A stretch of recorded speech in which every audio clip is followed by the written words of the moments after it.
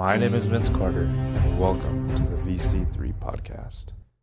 Content of this 10-part series primarily examines the actions of the Trump administration over the calendar year of 2025. Any activity that is referenced from 2026 is not included in the final fascism score. But before we get into that, here is a quick disclaimer.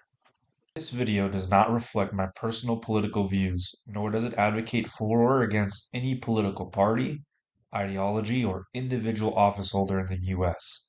I am not offering my opinions or moral judgments. Every claim, classification, analytical framework used in this video is drawn from independent reporting by journalists, peer-reviewed scholarship by historians and political scientists, and analysis by legal experts. All sources are cited on screen and are linked in the description below. This analysis does not assess President Trump's character or intentions as President of the United States. It does not allege malice, ill will, or unlawful intent. The conclusions presented reflect the cumulative assessment of observable actions and institutional outcomes as evaluated through established academic definitions, not merely personal opinion. Nationalism, as defined by the Webster Dictionary, is an ideology that elevates one nationality above all others and that places primary emphasis on promotion of its culture and interests as opposed to those of other nations, nationalities, or supranational groups. In nationalist system, the nation is exalted above the individual. The collective destiny of the nation tramples over personal freedoms and liberty. Nationalism often becomes racial or ethnically exclusionary. That's an important word. Race, ethnicity, or culture is used to define who truly belongs and to exclude those who do not fit the dominant group. Let me state that clearly. The dominant group in power defines which ethnicity, race, religion, sexual identity, or orientation qualify as part of the real nation, while all others are marginalized and cast out. Minorities are portrayed as outsiders, threats, or contaminants rather than equal citizens. Nationalist and racist ideologies also require enemies to unify and mobilize the population. Externally, foreign nations or international groups are framed as hostile forces or secret cabals seeking to undermine or destroy the country. Internally, social, economic, and political problems are blamed on minority groups, immigrants, or political dissidents. This constant identification of enemies helps justify repression, discrimination, and the erosion of democratic norms in the name of national survival. An excellent example from history is Adolf Hitler's Nazi Germany. Nazi ideology placed the radicalized nation above the individual and prioritized German expansion, or Lebensraum, or living space, into the Soviet Union at the expense of any innocent people living there, and racial purification across the board, even within Germany. The regime enacted racial laws, the Nuremberg Laws of 1935, organized state-sponsored pogroms like Kristallnacht in 1938, which murdered German Jews, and during the war implemented mass murder policies targeting Jews, Roma, and millions of Slavs in occupied Eastern Europe. These actions combine legal discrimination, state propaganda, and organized violence to pursue an exclusionary and genocidal national project. The persecution and murder of minorities, and euthanasia programs targeting people with disabilities and the homeless, the conquest of foreign lands, and the war of annihilation waged against neighboring peoples were all justified as acts of moral necessity. This is key here. All of these heinous acts were morally justified as sacrifices demanded for the supposed greater good or national security of the nation and survival of the German people. From perceived internal and external threats. Let's examine the Trump administration's actions and see if they align with these elements. The first subsection of this element of fascism is the nation above the individual, where collective destiny is valued over personal freedoms and liberty. The first example we will cover is the federalization of the National Guard. President Trump declared emergencies in multiple states and sought to federalize the National Guard over the objections of state governors. Across these actions, a consistent pattern emerged. The president publicly portrayed protest activity as violence so extreme that it was framed as equivalent to a rebellion, even when that term was not always explicitly used. President Trump repeatedly described cities as war ravaged, warned they were burning to the ground, labeled demonstrators as domestic terrorists, and circulated imagery of military helicopters flying over major American cities with the backdrops of widespread fire and chaos. These claims were repeatedly invoked to justify federal intervention as necessary for the survival and stability of the country, effectively elevating national security concerns above First Amendment protections for freedom of speech and the right to peacefully assemble. In this framing, protest activity was treated not as constitutionally protected dissent, but as a threat requiring extraordinary federal and military style responses. However, these assertions were directly contradicted by the factual record and evidence presented in court, official reporting, and what the public could observe in real time with their own eyes.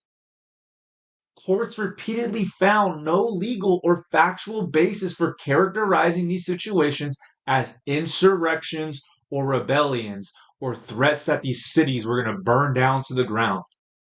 Experts argue that the gap between the rhetoric and reality was not an accident. It was central to the justification for expanding presidential power and bypassing federal law and state authority. Let's start with the example that is the most favorable to the president. President Trump described Los Angeles as facing such extreme violence that it would have burned to the ground without federal intervention, repeatedly claiming, "We saved LA," and labeling protesters as domestic terrorists. The observable facts, however, tell a far more limited story. During the first 2 days, protesters and rioters numbered roughly 200 to 300 individuals in a city of millions.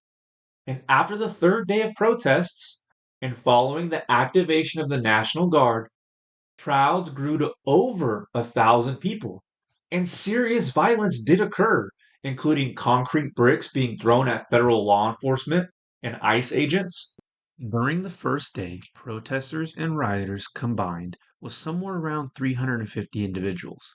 And just to repeat what I said, I combined the rioters and protesters. So don't take this as all 350 individuals were violent rioters on day one, or all of them were peaceful protesters, okay? That's important. What gives us more fidelity than the number itself is that according to police reports and publicly available information, there were a total of 4 protests and only one unlawful assembly declared, where there was a small group of people throwing large pieces of concrete.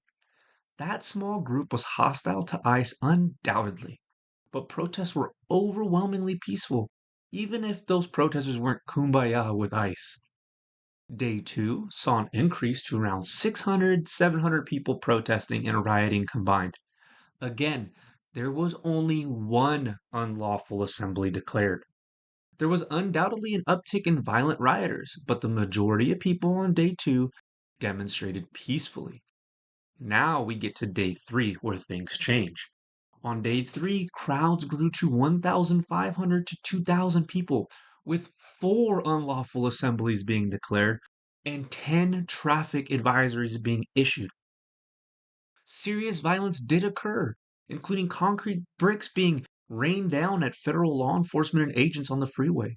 While this violence should not be downplayed, and at that stage did warrant some sort of federal response, it nevertheless fell far short of anything plausibly resembling the destruction or collapse of the nation's second largest city, which is home to 3.8 million people.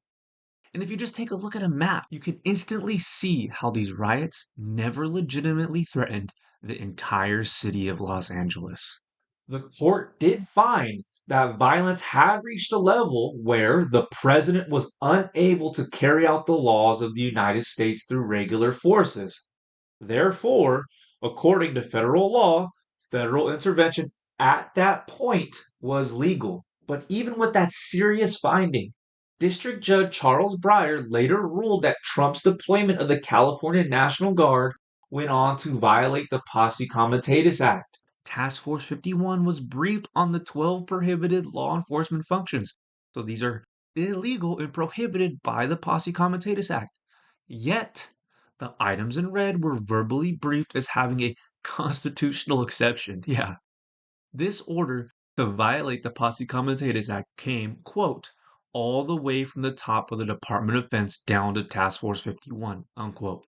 Guard members were being used for law enforcement tasks such as security patrols, traffic control, crowd control, and riot control, all of which are prohibited and illegal when the Guard is federalized. The federal government has appealed against this ruling, and it is now pending before the Ninth Circuit Court of Appeals. So, in this specific case, the courts found the government could federalize the military, which was importantly under different reasoning than publicly stated by the president. And even in this case, the government then still blatantly oversteps its authority by using the military for police enforcement. Chicago, Illinois is the most clear-cut case against the president. The president posted a true social graphic showing the city literally on fire with military helicopters flying around it, giving off the impression of a military invasion to put down the chaos. And it stated, Chicago is about to find out why it's called a Department of War.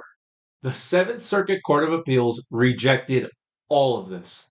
The court found that based on factual record before us, there is insufficient evidence to support the president's claim of rebellion, war, or even that the laws could not be executed through regular forces. In simple terms, the president's claims were untrue. In a 6-3 ruling, the Supreme Court refused to step in and allow the president to federalize and deploy the National Guard. In Oregon, the same pattern repeated. President Trump claimed Portland was war ravaged and overrun by Antifa terrorists and domestic terrorists. But in Oregon v. Trump, District Judge Karen Immigrant, a Trump appointee, ruled that the administration's decision to federalize the National Guard was not tethered to the facts on the ground. The court found no rebellion, no breakdown of civil authority, and no inability of the state to execute the laws with its regular forces. The Ninth Circuit Court of Appeals initially stayed her ruling, emphasizing deference to the president at the early stages and concluding that the president's position was reasonable when viewed over a longer timeline stretching back to June. However, the Trump administration later admitted to material factual discrepancies, meaning they provided false information, either knowingly or unknowingly, we're not sure. They have provided false information to the courts, and the Justice Department has acknowledged that this false information has played a pivotal role in the appellate court ruling in favor of the Trump administration. So, after those corrections, the Ninth Circuit voted to rehear the case in banc or in full court review, a review that is now underway. Stay with me here. We're almost done with this example. In the meantime, Judge Emigrant's case on the merits was allowed to proceed.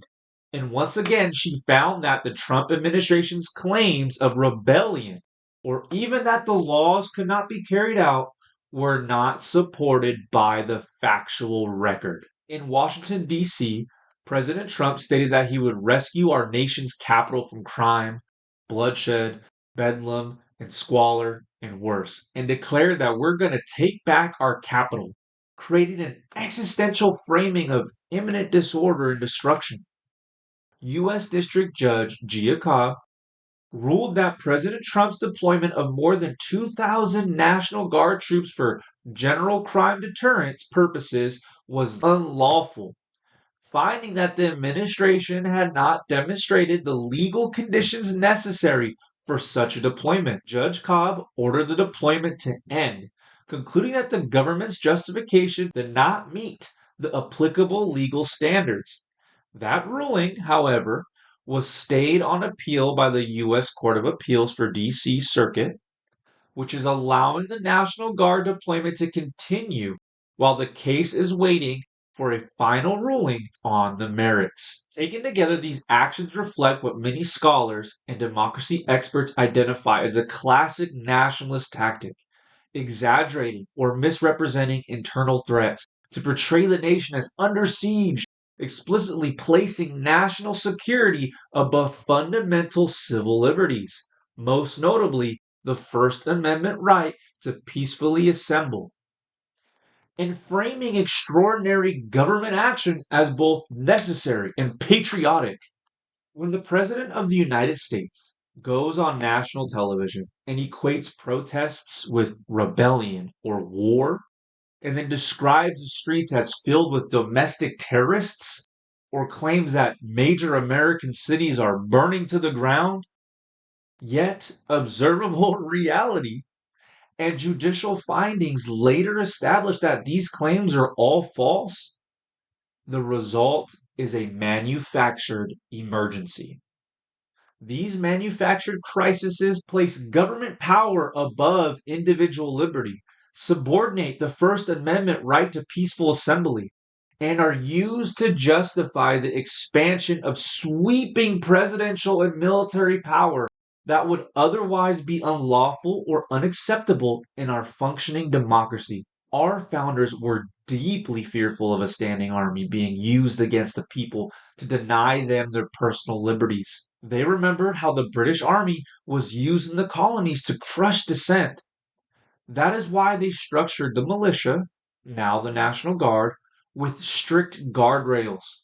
These guardrails were built to prevent a tyrannical president from using the military against Americans to oppress our fundamental rights, such as our First Amendment right to peacefully protest. Legal experts argue President Trump is blowing past these guardrails as if they do not exist. Some supporters argue that as commander in chief, the president has sweeping authority to use the military and federalize the guard at will. That is a common misconception perpetuated by politicians who seek power that the Constitution does not grant them.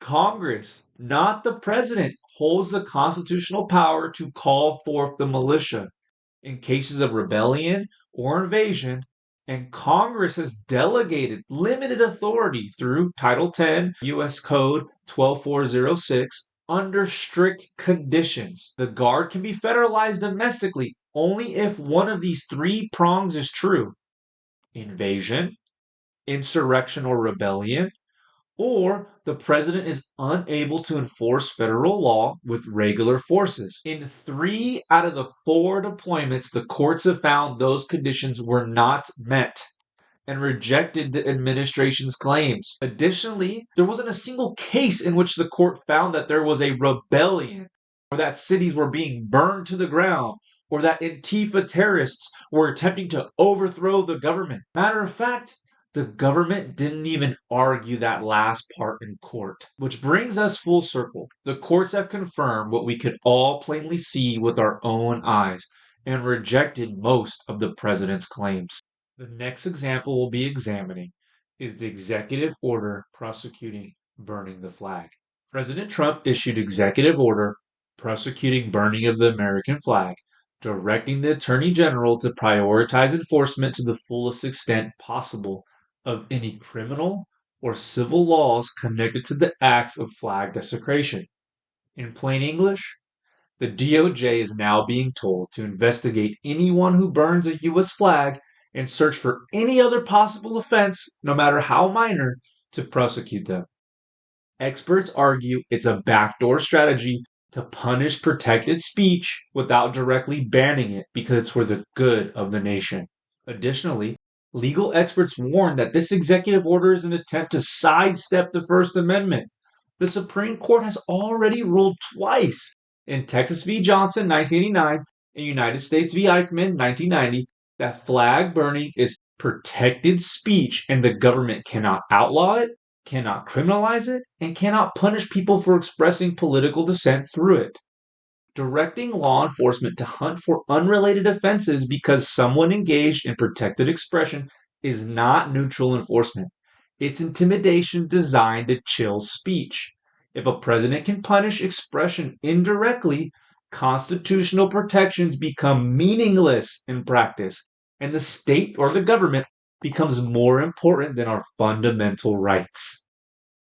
Some supporters argue these measures are justified because the flag represents the nation and Americans died for it.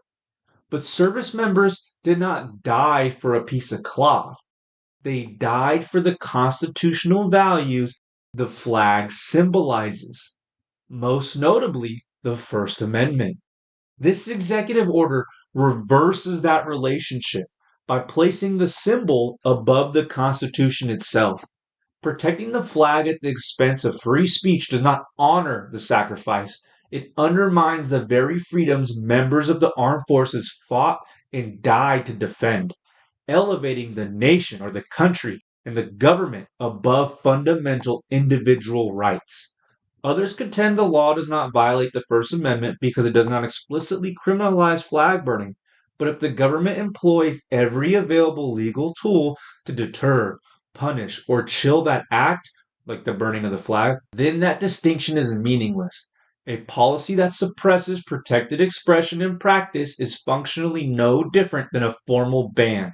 However, the president has publicly stated that individuals who burn the flag should receive a year in prison, making the intent behind the law unmistakable. And what the penalty is going to be, if you burn a flag, you get 1 year in jail, no early exits, no nothing. You get 1 year in jail. If you burn a flag, you get, and what it does is incite to riot. I hope they use that language, by the way. Did they? Yeah, incitement. Incite to riot. And you burn a flag, you get 1 year in jail. You don't get 10 years, you don't get 1 month. You get 1 year in jail, and it goes on your record. The purpose is not symbolic protection. It is punishment of dissent and placing the nation above our fundamental rights. The next example we'll cover is the violation of due process for national security. Early on, the Trump administration engaged in mass removals that bypass constitutionally required meaningful hearings, fast-tracking immigrants onto planes after bagging them in the dead of night, and sending them to foreign prisons without appearing in court. Federal courts intervened to block these deportations, reaffirming constitutional due process protections recognized in Yamamata v. Fisher 1903 and reaffirmed in Trump v. JGG 2025. In the first case, Trump v. JGG, roughly 300 Venezuelan immigrants were detained, handcuffed, and flown to a foreign prison in El Salvador, widely known for human rights abuses, without receiving their day in court. About half had no criminal record, and only about 3% had been convicted in the U.S. of a violent or potentially violent offense. The Supreme Court held that they were entitled to due process. It is well established that the Fifth Amendment entitles aliens to due process of law. In the second case, known v. Abrego Garcia 2025, Garcia was deported in direct violation of a federal court order, and the DOJ admitted the violation in court. Despite this, the administration refused for months to comply with the Supreme Court's directive to facilitate Abrego Garcia's return for the hearing that he was entitled to, arguing that once removed, the government lacked any ability to return him, and the courts lacked any authority to force them. Constitutional and legal scholars warn that ignoring due process like this puts every American in jeopardy. Due process is how we establish criminality, deportability, and most importantly, citizenship. If the government can deport someone without giving them a hearing, then there is no way for that person to prove they are an American. Duh. Under the administration's logic in these cases, wrongful deportation, even of American citizens, could become effectively irreversible. Courts would be powerless to fix it, and the government would deny any responsibility to bring the person home. In plain English, if we followed the administration's logic, then anyone could be grabbed off the street, deported without a trial, and when the court attempted to compel the Trump administration to bring them back, the Trump administration could simply say, hey, it's out of our hands this time. Placing our national security above our fundamental right makes the average American less safe, and it's the exact opposite of what the Constitution demands. Some supporters argue that undocumented immigrants are not entitled to due process, or that whatever process they receive is fundamentally different from what citizens receive. This argument is false as a matter of constitutional law. The Supreme Court has repeatedly held that due process clause applies to all persons within the United States, not just citizens. In Yick Woo v. Hopkins, 1886, the court stated the 14th Amendment to the Constitution is not confined to the protection of citizens. It says, nor shall any state deprive any person of life, liberty, or property without due process of law. That principle has been reaffirmed across modern immigration cases. In Zadaeus v. Davis, 2001, the court held once an alien enters the country, the legal circumstances change, for the due process clause applies to all persons within the United States, including aliens, whether their presence here is lawful, unlawful, temporary, or permanent. Even conservative judges have explicitly acknowledged this ruling.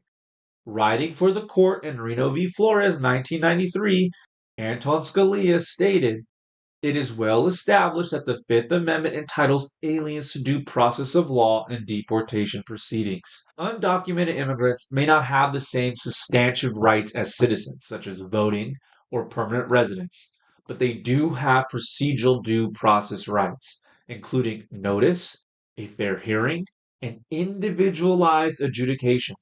The Constitution does not permit collective punishment, guilt by association, or the denial of legal process based solely on immigration status. Subsection Scoring. Under the name of national security, the Trump administration has justified suspending individual rights and bypassing established legal limits, often which is done through emergency decree or interpreting executive authority as boundless by the Constitution, courts, or Congress. However, the courts have continued to enforce constitutional limits, even if enforcement is delayed due to the Trump administration dragging their feet or outright denying the authority of the courts. Therefore, this subsection is scored as partially observed.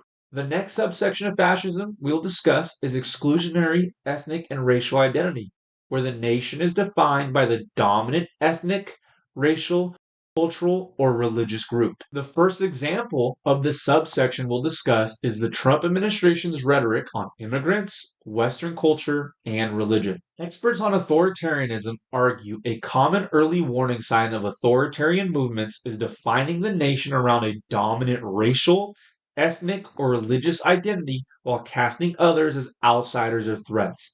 They also argue that President Donald Trump's rhetoric and policy choices have repeatedly reflected this pattern. President Trump has described immigrants as poisoning the blood of our country. Said of immigrants, these aren't people, these are animals.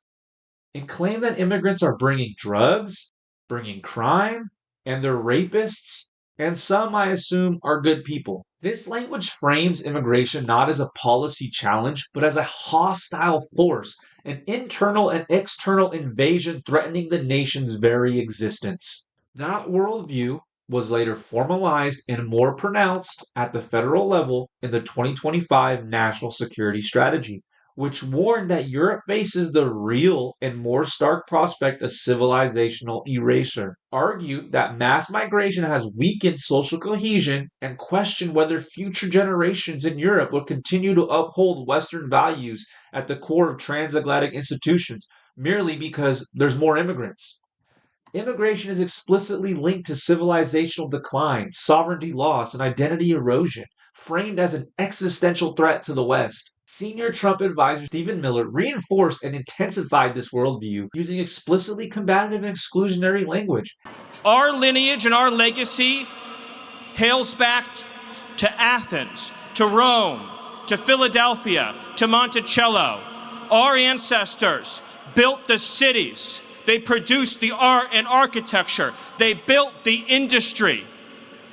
Erica stands on the shoulders of thousands of years of warriors, of women who raised up families, raised up city, raised up industry, raised up civilization, who pulled us out of the caves and the darkness into the light.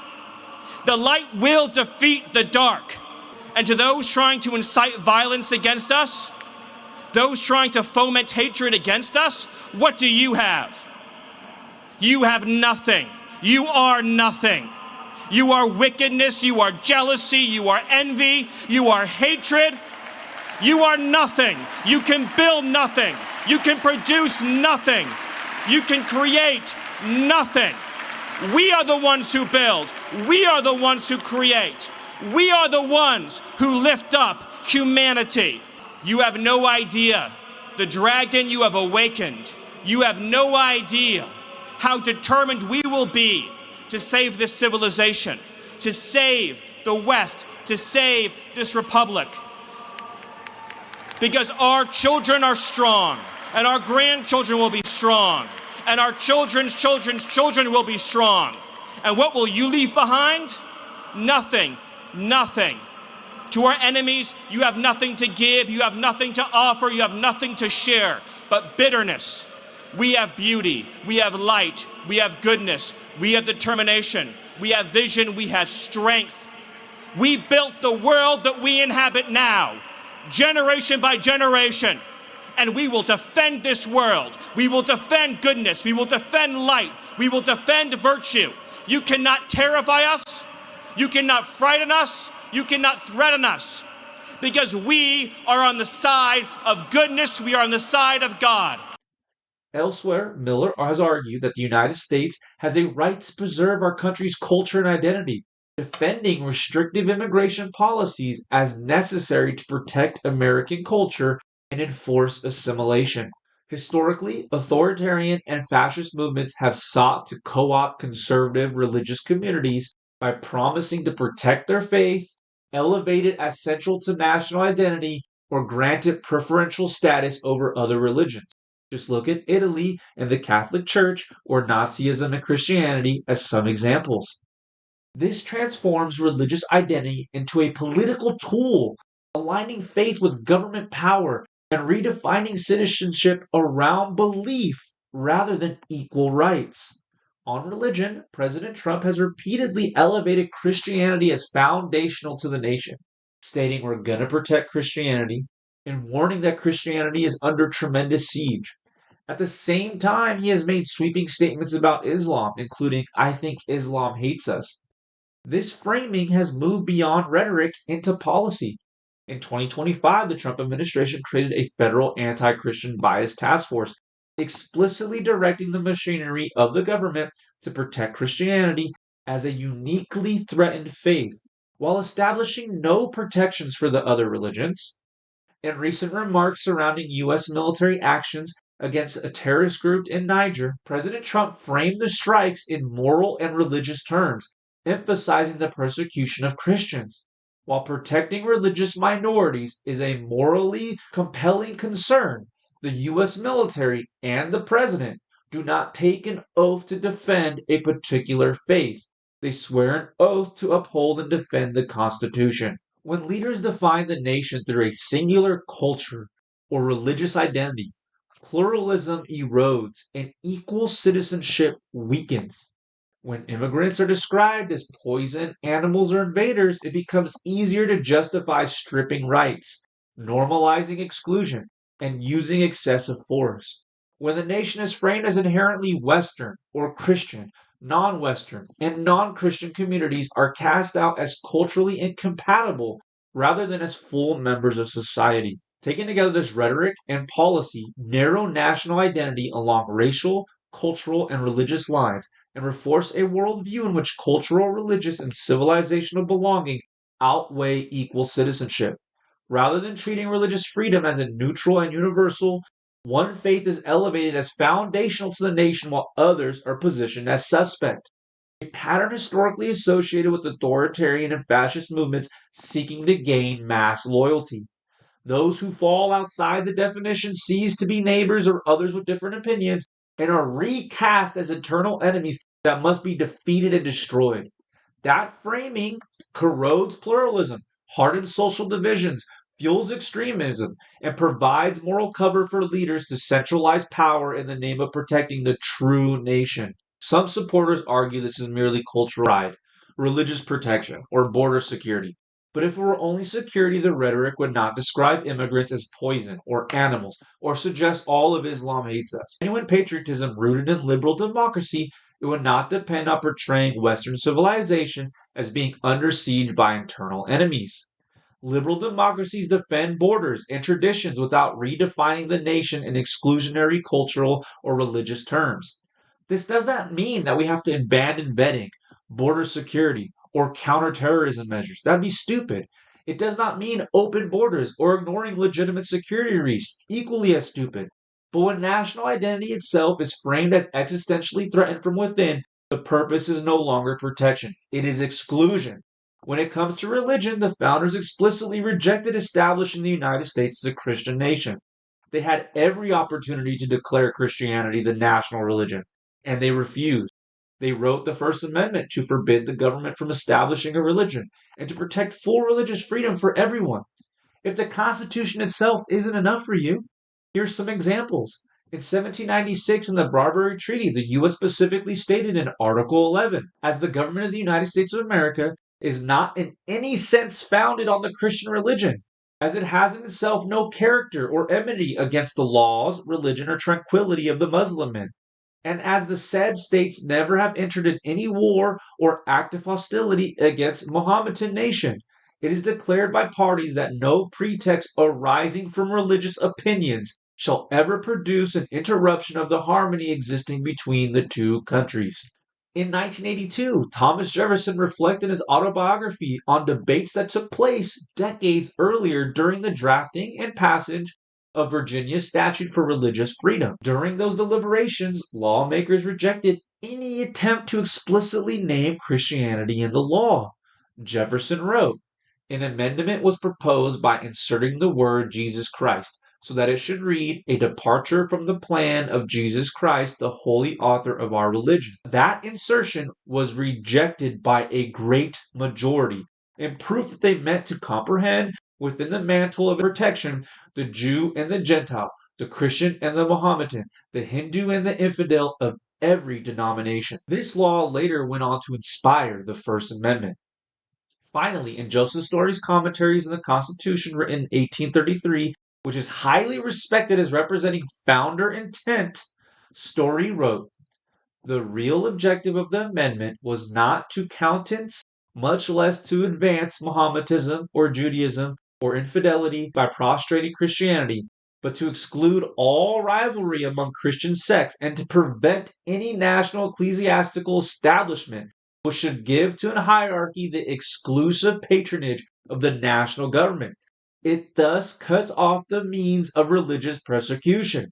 The Catholic and the Protestant, the Calvinist and the Armenian, the Jew and the infidel may sit down at the common table of the national councils without any inquisition into their faith or mode of worship." That last part is beautiful. Furthermore, the Declaration of Independence, the document that declares all men are created equal, does not use explicitly biblical or Christian terms such as Christ, Heavenly Father, Lord, or Jehovah.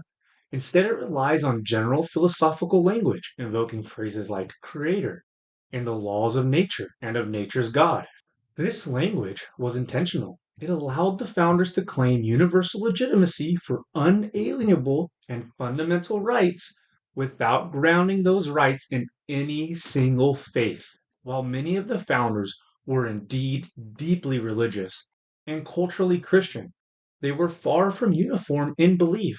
Many were deists, Enlightenment rationalists, or Christian moralists who believed in Christ's moral teachings, but rejected the divinity of Christ. founder who stands above them all in stature and prestige, George the Goat Washington, faithfully attended church in Virginia, but he never took communion, even on major holidays, and would leave the church before communion was given. In thousands of letters, Washington never once personally wrote or confessed to Christian belief, and when he spoke about faith, he used Enlightenment era language such as providence, supreme being, and great author. This has led most historians to conclude that George the Goat Washington was not an Orthodox Christian nor a classical deist, but that he practiced a private, civic minded faith, emphasizing belief in God, morality, and religious tolerance, while deliberately avoiding religious doctrine and theological labels. There is a single instance where George Washington referenced Jesus, in which Washington was telling a native tribe they could learn our arts, way of life, and above all, the religion in Christ, that doing so would make them a greater and happier people. Washington never referred to Christianity as a ruling or dominant religion pressed upon all others. Christianity is treated as part of a shared moral culture of the nation, something that helps cultivate virtue, order, and unity, rather than as a theological authority that governs over law or citizenship. To put simply, Christianity helped shape America's moral culture, but it was never intended to govern the state. Religion was understood as a moral foundation and a social glue, not a source of political power. The founders did not reject Christianity. They rejected the idea that any single faith should dominate government, law, or national identity. What united them was not fealty to a single religion, but a shared commitment to religious liberty for all.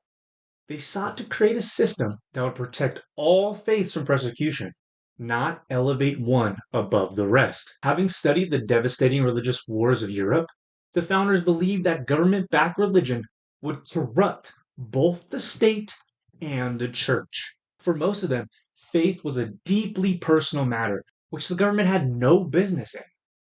The modern claim that America was founded as a Christian nation is simply false. When political leaders elevate Christianity and Western civilization in a way that excludes liberal democratic norms of pluralism and describe immigrants, Muslims, non Western groups as threats, they are not defending the founders' vision. They're rejecting them and rewriting them. And that's exactly how exclusionary nationalism grows into something more dangerous. There's a clear difference between cultural pride and demonizing whole populations.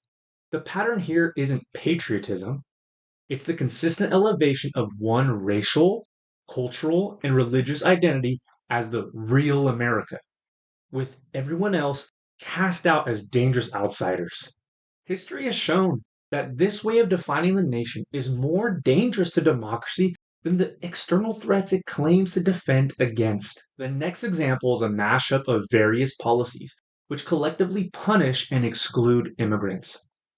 ICE raids have overwhelmingly targeted non-violent offenders.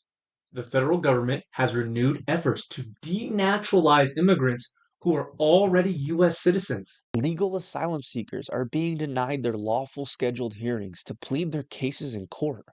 Citizenship ceremonies are being canceled at the very last stages after they've already paid in full and spent significant amounts of time going through the process. The Trump administration has attempted to end birthright citizenship by executive order, has implemented a travel ban affecting predominantly Muslim and African countries, and entire immigrant communities have faced collective punishment, including green card freezes, efforts to terminate temporary protected status or TPS, and blanket shutdowns of immigration cases. At the same time, the administration has publicly attacked immigration judges, lawyers, and advocates who rule against the administration's policies. Taken together, these actions reflect a governing approach that treats immigration not primarily as a legal or individual status, but as an identity based question of national belonging. While each policy has been individually justified as law enforcement or national security, their combined effects is to redefine who is considered a legitimate member of America. Immigration enforcement has shifted away from evaluating individual conduct and toward treating entire groups with suspicion, using legal status, religion, or national origin as a shortcut for deciding who belongs and who does not.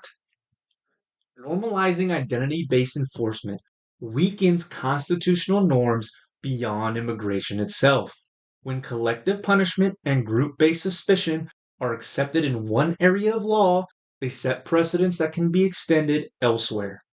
The result is a diminished trust in the legal institutions, politicalization of enforcement agencies, and a chilling effect on civic participation, especially among those targeted communities. More fundamentally, redefining national belonging along ethnic, religious, or cultural lines erodes the constitutional promise that citizenship is a legal status, not a conditional privilege. That principle is foundational to American democracy. Anyone can come here, do the right things, and become an American. Supporters of the current administration frequently argue that its immigration policies are not exclusionary, insisting that immigrants should simply come the legal way. However, this argument collapses under scrutiny. Nearly all of the policies examined above target individuals who are using or have already completed the legal immigration process. Asylum seekers are denied access to lawful hearings. Green card holders and TPS recipients face blanket freezes or termination. Naturalized citizens are subject to renewed denaturalization efforts, and birthright citizenship itself has been challenged despite its clear constitutional grounding. These are not actions aimed at unlawful entry, but at dismantling or narrowing the legal pathways themselves. Rather than strengthening lawful immigration, the administration has systematically undermined it by attacking immigration judges, lawyers, and advocates who rule against executive preferences, and by imposing barriers that effectively block access to lawful statuses.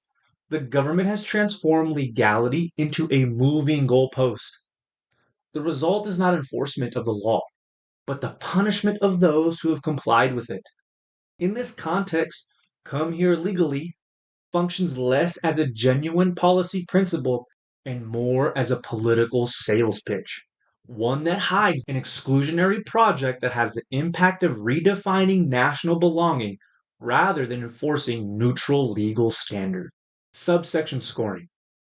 Exclusionary national identity is openly promoted through rhetoric and reinforced by immigration, citizenship, and religion based policies that redefine who belongs in America's political community. Because this pattern is explicit, consistent, and directly linked to policy choices rather than isolated statements, this subsection is scored as fully observed. The next subsection of this element of fascism we'll discuss is foreign hostility and minority scapegoating.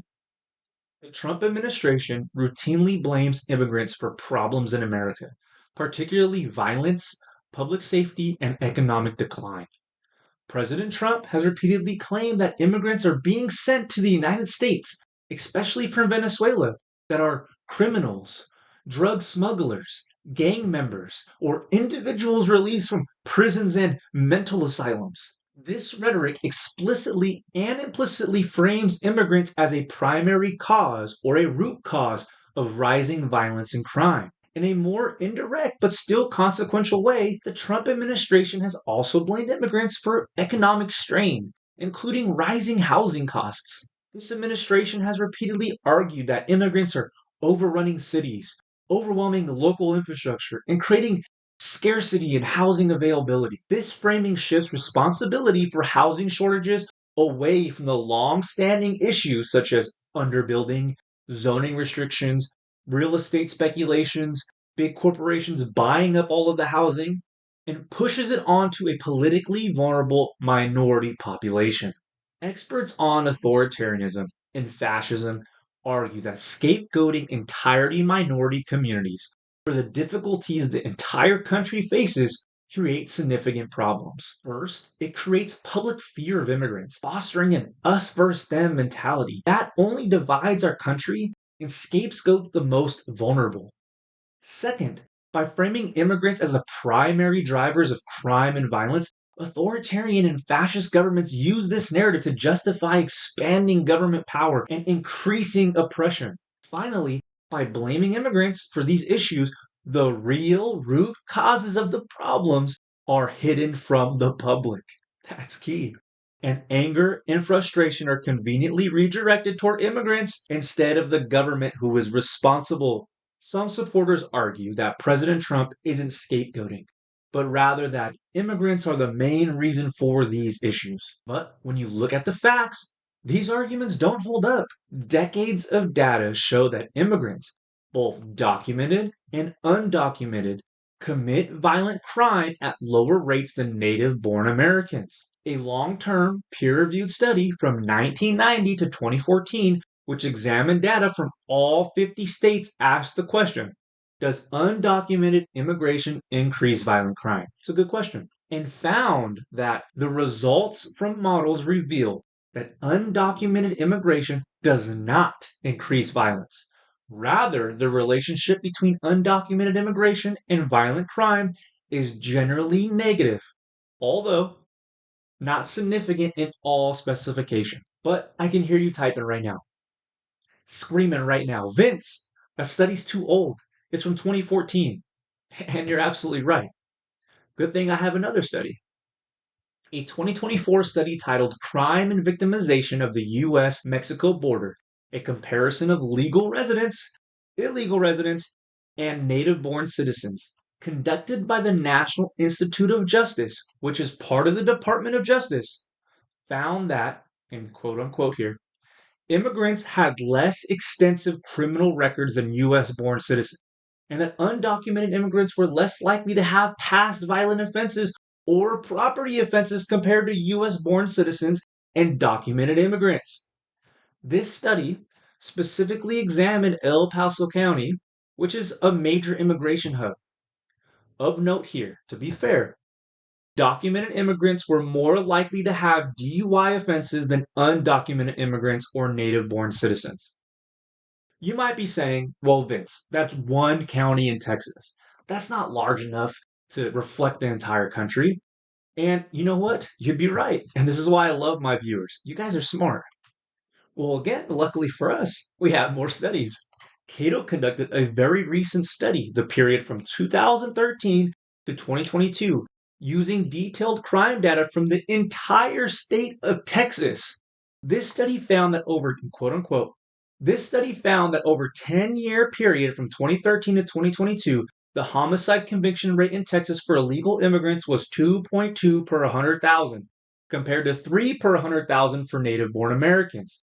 The homicide conviction rate for legal immigrants in Texas was 1.2 per 100,000. Illegal immigrants were 26% less likely than native-born Americans to be convicted of homicide, and legal immigrants were 61% less likely. Furthermore, and this is key here, in a national level study from 2006 to 2023, Cato found that native-born Americans were roughly 3.7 times more likely to be incarcerated than all immigrants, and slightly more than double the rate of undocumented immigrants. This is important because incarceration rates mean that these individuals were charged, tried, and convicted. Finally, I got one more study for you if that wasn't enough. A study conducted by the American Immigration Council comparing crime data to demographic data from 1980 to 2022 found that as the immigrant population in America increased, overall total crime in America continued to drop significantly. Additionally, using uniform crime reporting data from the FBI and the U.S. Census Bureau covering all 50 states, the results showed no statistically significant correlation between the immigrant share of the population and the total crime rate in any state. This means higher immigration population shares are not associated with higher crime rates. All of this is in line with the other studies conducted. Of course, There are immigrants who are violent criminals and have tragically committed acts of murder against innocent Americans, such as Larkin Riley, Molly Tibbetts, and Katie Steno. These criminals should be punished to the fullest extent of the law. But the facts do not justify blaming entire immigrant communities. The persistence of this narrative is not evidence based. Experts warn it's political fear mongering that uses violent, tragic incidents like the ones I highlighted and the ones you see in clips and videos all on social media to sell a false narrative. As I mentioned earlier, rising housing costs in the United States are driven primarily by chronic housing shortages, not immigration. Since the 2008 financial crisis, the U.S. has underbuilt millions of housing units, creating a persistent shortage that has failed to keep pace with the overall population growth, regardless of immigration levels. An updated 2024 study comes to the same conclusion that housing prices are driven by this chronic shortage, what is driven by the high cost of building. Additionally, zoning laws and some other issues that I'm not really all that knowledgeable about are also here at play. You might be saying, hey, Vince, we should just kick out all the immigrants and then take their homes. But that doesn't actually solve the problem either. Immigrants overwhelmingly live in shared housings with multiple families or in overcrowded units, and rent wouldn't all of a sudden become more affordable or available just because we kicked them all out. Additionally, immigrants play a massive role in construction, actually building the homes, the things that we need. So, this simple argument, which may seem logical, actually doesn't fix any of the problems. We could go a lot further and discuss immigrants, legal and illegal, and their vital importance to agriculture and the US economy, but maybe that'll be a video for another day. The next example we'll discuss is one that reflects foreign hostility, which is the Trump Doctrine or the Monroe Doctrine. In 2025, the DoD released the National Security Strategy, which referenced the Trump corollary to the Monroe Doctrine. Often referred to as the Monroe Doctrine, we will refer to it as the Trump Doctrine. In the NSS, the DoD made it clear that the U.S. would prioritize the Western Hemisphere and in doing so would, quote unquote, assert itself confidently where and when needed in the region, with the goal of protecting and denying U.S. adversaries control over strategic locations, critical resources, key assets, and critical supply chains. While this doctrine appears defensive in nature, we are now witnessing it play out in real time. The U.S. launched a decapitation strike against the leader of Venezuela, Nicolas Maduro. The U.S. is openly threatening to use military force to invade the territory of Greenland, which belongs to our NATO ally Denmark. The president is using economic coercion in the form of new tariffs against European nations that are against U.S. aggression. The president has threatened to make Canada the 51st state. Additionally, there have been verbal threats against Cuba, Colombia, and Mexico. None of these actions have been approved by Congress as the U.S. Constitution requires, in which Congress is the voice of the American people. Legal experts and military professionals warn that the way the Trump Doctrine is being pursued, unilateral actions without congressional consent against our own treaty allies, and for essentially any justification, risks turning the United States into a modern day empire. This disregard for the Constitution, federal law, international law, and basic morality threatens the core principles of our democratic republic. Additionally, the consistent framing of foreign nations as adversaries, whether rivals, neighbors, or allies, mirrors a well documented pattern used by authoritarian regimes. By repeatedly emphasizing that outside forces are exploiting, threatening, or undermining the nation, leaders can generate a rally around the flag effect for their base, while executive power expands and civil liberties and democratic norms are quietly eroded at home. Supporters will argue that the president is doing what is necessary to protect and defend the country, even if it requires war, limited or full. The first major problem with this argument is that the president campaigned as an anti war candidate. At no point did President Trump present this new worldview, which trades forever wars in the Middle East for potential forever wars in the Western Hemisphere. Second, this argument focused almost exclusively on short-term gains, while ignoring long-term consequences.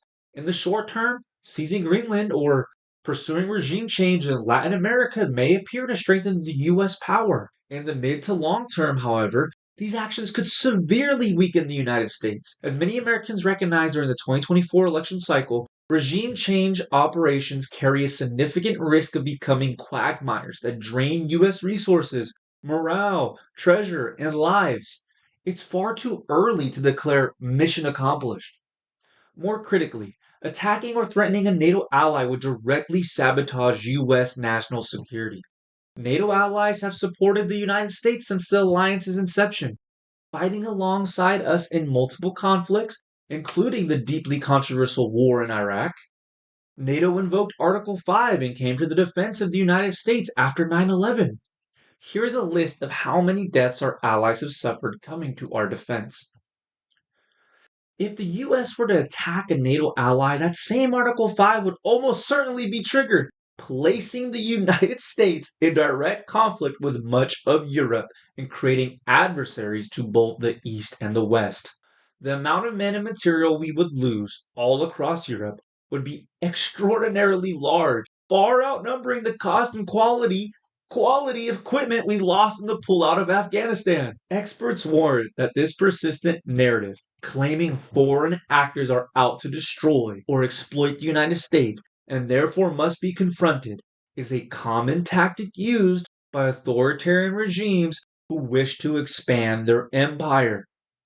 It serves to justify aggressive foreign policy while consolidating power at home, all under the banner of national security.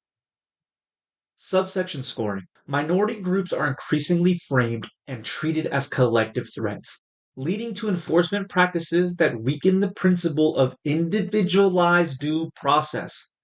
At the same time, foreign countries, hostile, neutral, and even treaty allies are increasingly labeled as threats to U.S. national security, lowering the threshold for coercive or even military action. In domestic affairs, the courts and existing constitutional safeguards have at times imposed meaningful limits on enforcement actions directed at minority groups. In contrast, though, when these same threat narratives are applied outward through the president's foreign policy under the Trump Doctrine, Congress and the courts have largely failed to impose effective checks and balances, allowing unilateral action to proceed with minimal resistance. Because the rhetoric of internal and external enemies is present, but not yet fully codified into law, and because meaningful checks and balances still exist in certain domestic affairs, this subsection is scored as partially observed. Total section scoring. Adding all of these subsections up together, we get a total score for this section of nationalist and often racist ideology of 4 out of 6 points, or 66.6%. This is the second highest scoring section by percentage, and tied for second when looking at the raw score.